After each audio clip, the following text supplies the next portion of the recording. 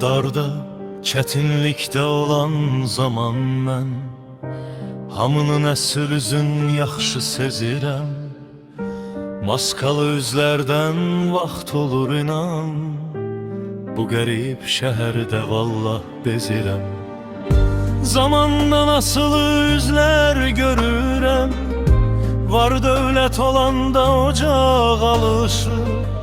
Zamanla değişen gözler görürəm, qohumlar qaynaşır, yad doğmalaşır.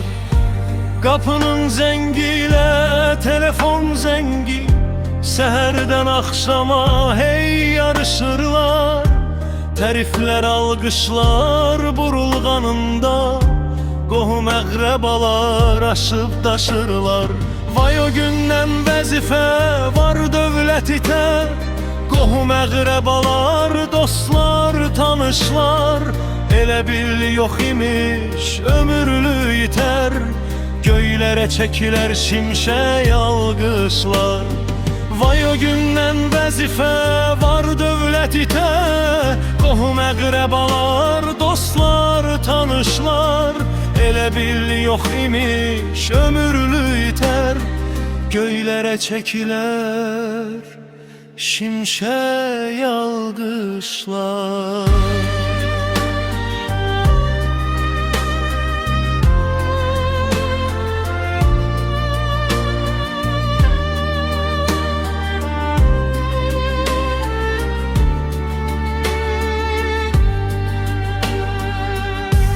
Telefon darxar səssiz, səmirsiz, qapı həsrət qalar qonaq üzünə.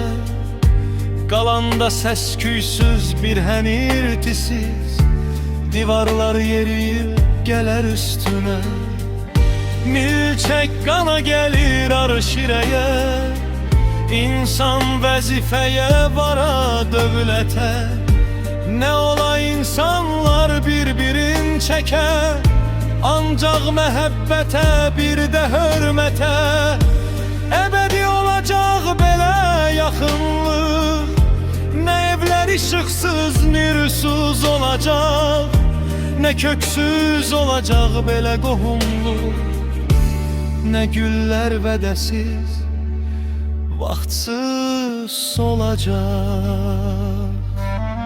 Vay o gündən vəzifə var dövlət itər, qohum əqrəbalar, dostlar, tanışlar. Elə bil yox imiş, ömürlü itər, göylərə çəkilər şimşək alqışlar. Vay o gündən vəzifə var dövlət itər, qohum əqrəbalar, dostlar, tanışlar. Elə bil yox imiş, ömürlü itər, göylərə çəkilər şimşək alqışlar.